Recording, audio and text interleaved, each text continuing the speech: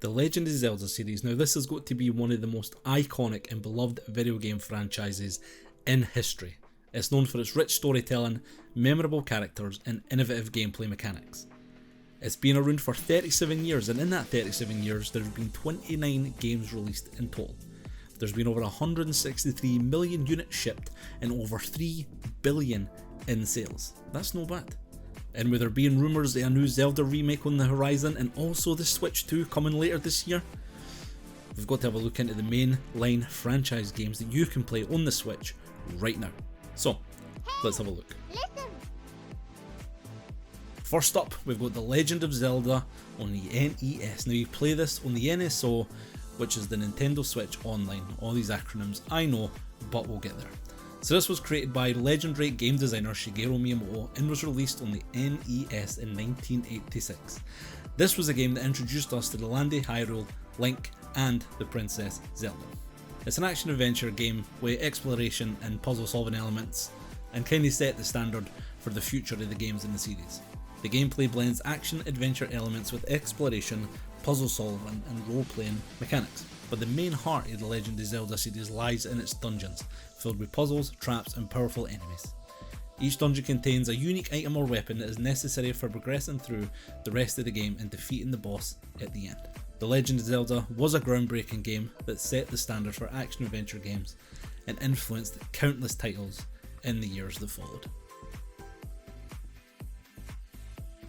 Next up, we've got Zelda 2 The Adventure of Link. So this was originally released in 1987 and this is also available on the NSO for the Switch. Now this is the sequel to The Legend of Zelda and is a big departure for the kinda standard top-down perspective. Now this kinda changed up the gameplay mechanics a wee bit, kinda introducing some side-scroll elements, a mere RPG style mechanic with experience points and leveling up. Now this was a departure for the first game, but still retained many of the elements that would become staples of the series. The Legend of Zelda Link to the Past. This was originally released on the SNES in 1991 and is the third installment of the Legend of Zelda series. This is also available on the NSO on the Switch. So Link to the Past returned to the more top-down perspective of the original Zelda game and it expanded on the world of Hyrule. It introduced new gameplay mechanics such as the ability to travel between two parallel worlds and set a high standard for storytelling in video games. In the game you play as Link. Shocking. The game features an expansive world of Hyrule divided into various regions, dungeons and secrets. A Link to the Past introduces new gameplay mechanics such as the ability to travel between two parallel worlds. So the two parallel worlds that are in A Link to the Past are the Light World and the Dark World. Players must navigate puzzles, defeat enemies and collect items to progress through dungeons and unlock the secrets of both realms. The game received critical acclaim for its engaging story, intricate dungeons and polished gameplay, and is widely regarded as one of the greatest video games of all time and has had a significant influence on the action-adventure genre.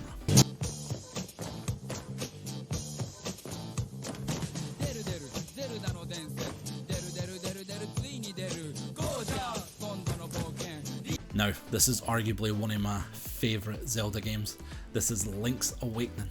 Now this was originally released on the Game Boy back in 1993 and this version is playable on the NSO on the Switch. This game took place outside Hyrule and followed Link's journey on the mysterious Koholint Island.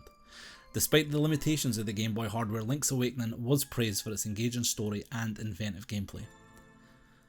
Link's Awakening is the fourth installment of the Legend of Zelda series, initially released on the Game Boy in 1993, but a remake was released for the Switch in 2019. In the game, players explore the island solving puzzles, battling enemies and collecting instruments to awaken the Windfish, the island's guardian deity, and escape. Link's Awakening features traditional gameplay mechanics including dungeons, items and boss battles condensed into a handheld format. The game received critical acclaim for its inventive gameplay, charming story and atmospheric world. And this remake introduced the game to a new generation of players.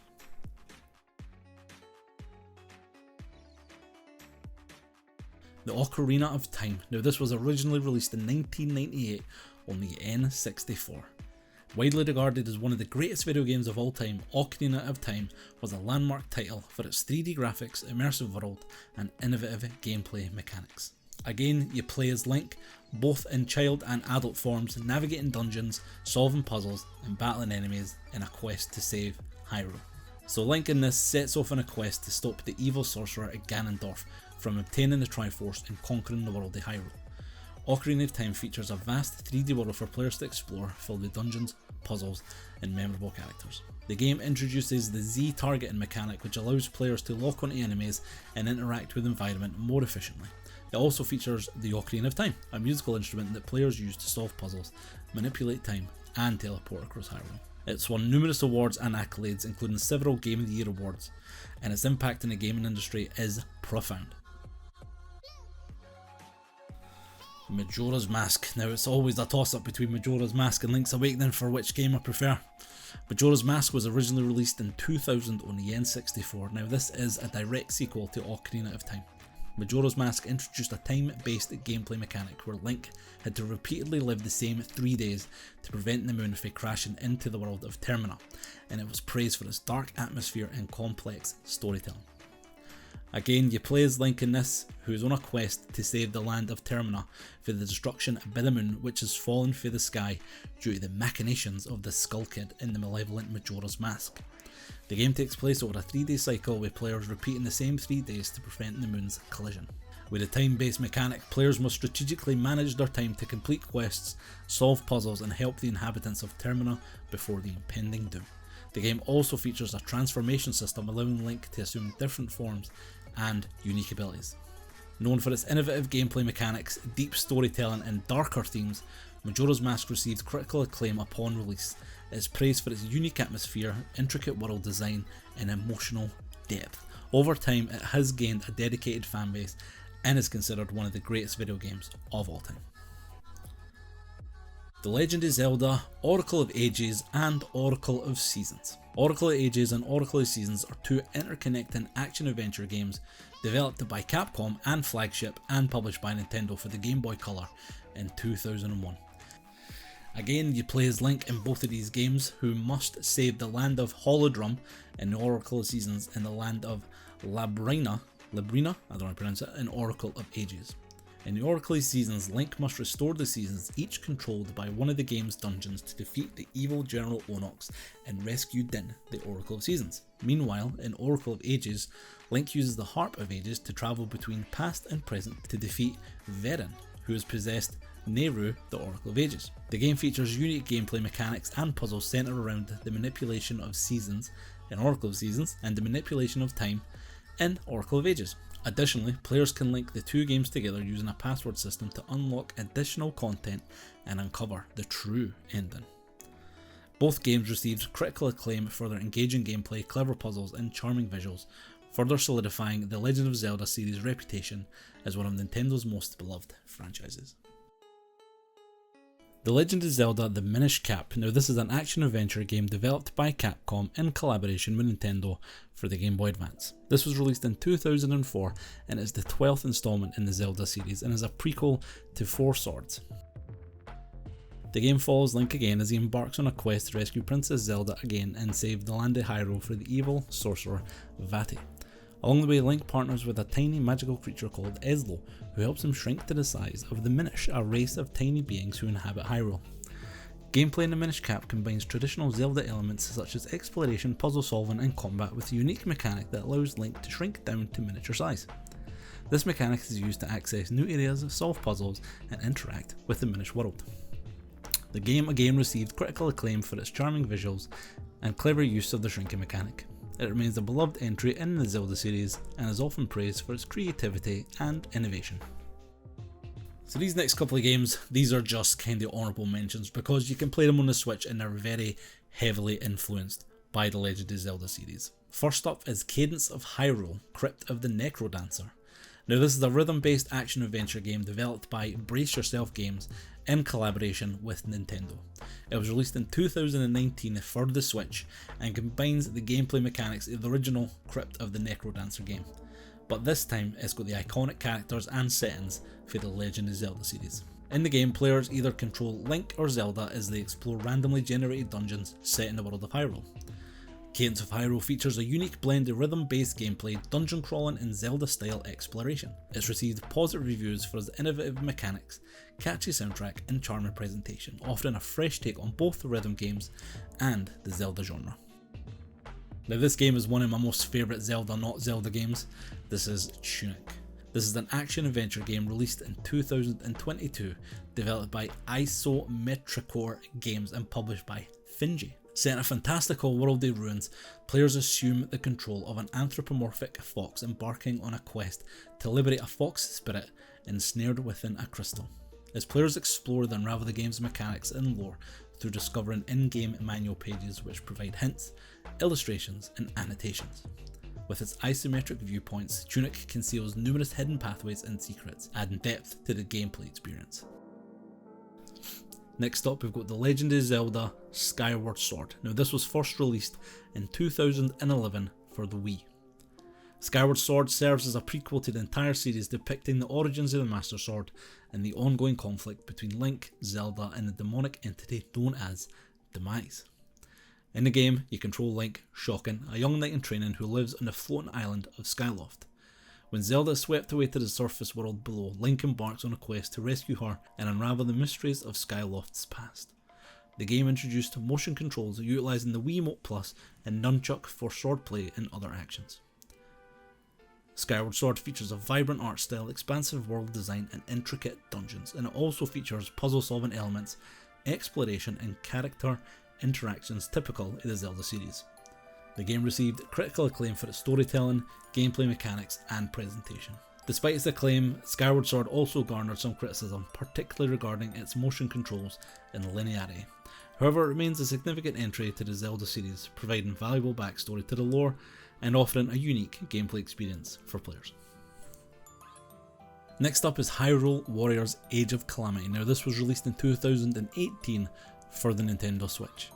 Now this is a different kind of Zelda game. This is more a hack and slash style video game developed by Koei, I don't know how to pronounce that, and Omega Force in collaboration with Nintendo. It serves as a prequel to the critically acclaimed Breath of the Wild. Set in the same universe as Breath of the Wild, Age of Calamity delves into the events that occurred a century before the main game's story. Players take control of various characters for the Zelda series including Link, Zelda and the champions to battle against hordes of enemies and defend Hyrule from the impending Calamity Ganon. The gameplay blends elements of the traditional Zelda series with the fast-paced combat of the Dynasty Warriors franchise, offering players a mix of strategic battlefield controls and intense action. Players can switch between characters, each with their own unique abilities and fighting styles, to overcome challenges and complete missions. The game received generally positive reviews for its engaging combat, nostalgic Zelda elements, and its exploration of the lore surrounding Breath of the Wild. Fans of the series and action games alike found much joy in Hyrule Warriors Age of Calamity. The Legend of Zelda Breath of the Wild. Now this is Breath of the Wild, released in 2017 for the Switch. This is a groundbreaking entry in the series. Now Breath of the Wild introduced a mere open world format, allowing players to explore the vast kingdom of Hyrule at their own pace. It received universal acclaim for its exploration, gameplay mechanics and reinvention of the Zelda formula. Breath of the Wild represents a significant departure from the previous titles in the series, featuring an open world design and extensive player freedom. In the game, players control Link, I know, who awakens from a deep slumber to find himself in the kingdom of Hyrule, which has been ravished by the ancient evil Calamity Ganon. With no memory of his past, Link sets out to defeat Ganon and save Princess Zelda and the kingdom. Breath of the Wild features a vast open world that players can explore freely with minimal guidance or restrictions. The game emphasises exploration, survival and experimentation, allowing players to approach challenges in various ways. It introduces a dynamic physics engine, environmental interactions and a variety of tools and abilities for the player to utilise. The game received widespread critical acclaim for its innovative gameplay, expansive world and attention to detail. It won numerous Game of the Year awards and is considered one of the greatest video games of all time. Breath of the Wild has had a profound influence on open world game design, inspiring other developers to adopt similar approaches to world building and player agency. And this takes us up now to the most recent game, Tears of the Kingdom. Tears of the Kingdom was released in 2023 for the Switch, and it maintains the open world action-adventure gameplay introduced in Breath of the Wild. Players once again step into the role as Link, traversing the expansive landscape of Hyrule, as well as two new regions, the Sky, which is dotted with floating islands, and the Depths, an expansive subterranean realm beneath Hyrule's surface. Link can utilise various means of traversal, including climbing, horseback riding, and employing a paraglider for aerial exploration. Many familiar faces and places for Breath of the Wild make a return to Tears of the Kingdom, albeit adapted to suit the game's fresh narrative direction. The Sky presents a collection of disjointed floating islands ripe with puzzles, treasures, and formidable adversities. Conversely, the Depths offers a darker, fungi-infested environment where illumination becomes essential, amidst dangers like lava and valuable caches of treasure. However, venturing into the Depths exposes Link to the perils of gloom, a noxious substance that gradually diminishes his health until remedied by resurfacing to the surface of Hyrule. Tears of the Kingdom features numerous dungeons scattered across its world, each housing intricate puzzles and challenging bosses akin to the earlier Zelda titles. Progression through the game's narrative hinges on the completion of its 4 primary dungeons, driving the player forward in their epic adventure. So there we have it, that's 15 Zelda games that you can play on the Switch right now.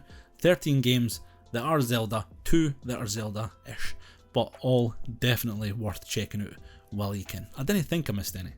I hope I didn't, because I've been through this list I don't know how many times. There is also the Wind Waker and Twilight Princess that haven't came out on Switch yet. I'm going to say.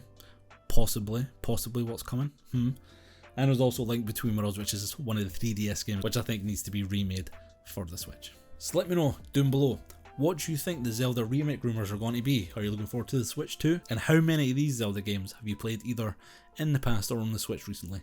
Let me know down below. But guys, thanks a million for watching, and I'll see you in the next one. Bye for now.